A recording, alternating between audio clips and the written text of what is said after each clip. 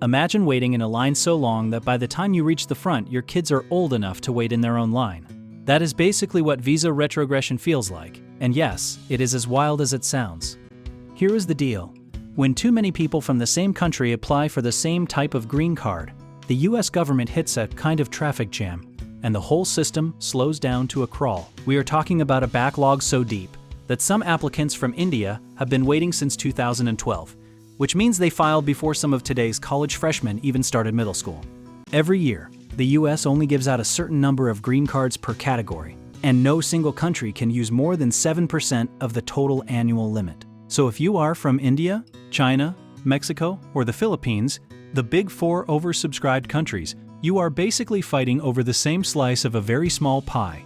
Your immigration lawyer is the person who explains that oversubscribed is not an insult. It just means your country is incredibly popular and everyone wants the same golden ticket.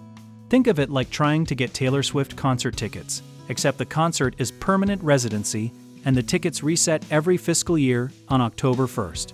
The government publishes something called the Visa Bulletin every single month, and it tells you whether your priority date is current, which is a fancy way of asking if it is finally your turn. Your priority date is the day your employer or family member first filed your petition, and that date is your placeholder in line. Your golden timestamp. When retrogression hits, your priority date that was current last month can suddenly become not current this month, meaning you just got bumped backward in line like someone cut you at the theme park. Your immigration lawyer will check that bulletin the way a sports fan checks injury reports, obsessively, nervously, and always hoping for good news. Here is where it gets genuinely complicated and your lawyer earns every single penny of their fees. There are two charts in the Visa Bulletin, Chart A, called Dates for Filing, and Chart B, called Final Action Dates. And depending on which chart USCIS says you can use that month, you might be able to file your adjustment of status early, or you might just have to sit tight. Filing early matters a lot because once you file your I-485, you can apply for a work permit and travel document, which gives you way more flexibility while you wait. Your lawyer is basically reading the Visa Bulletin like a treasure map every month, trying to find the exact moment the door cracks open so you can slide your foot in.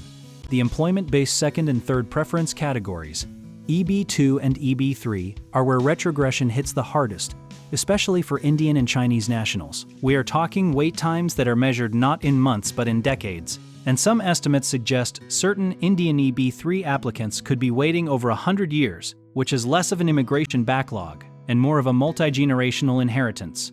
One thing people get wrong is thinking that retrogression means your petition was denied, or that you did something incorrect. It did not, and you did not. It just means Congress set a cap back in 1990 that has not been meaningfully updated since, and the demand has absolutely skyrocketed while the supply stayed frozen like it is still the 90s. Your lawyer can also advise you on strategies like switching from EB3 to EB2 if your qualifications allow it, which can sometimes save you years of waiting. There is even a move called porting your priority date, where you keep your old spot in line even when you switch categories, and pulling that off correctly is exactly the kind of chess move that separates a great immigration lawyer from a Google search. The emotional weight of retrogression is something that does not get talked about enough. People build entire lives in the US, raise children here, buy homes here, pay taxes here, and still wake up every October 1st, wondering if the bulletin moved. Your lawyer is not just filling out forms. They are often the most stable, knowledgeable voice in a process that feels completely out of your control. The honest truth is that no lawyer can make the line move faster, but a great one makes sure you never lose your place, never miss a filing window, and always know exactly where you stand. That kind of clarity is worth so much when the system itself feels designed to confuse you into giving up.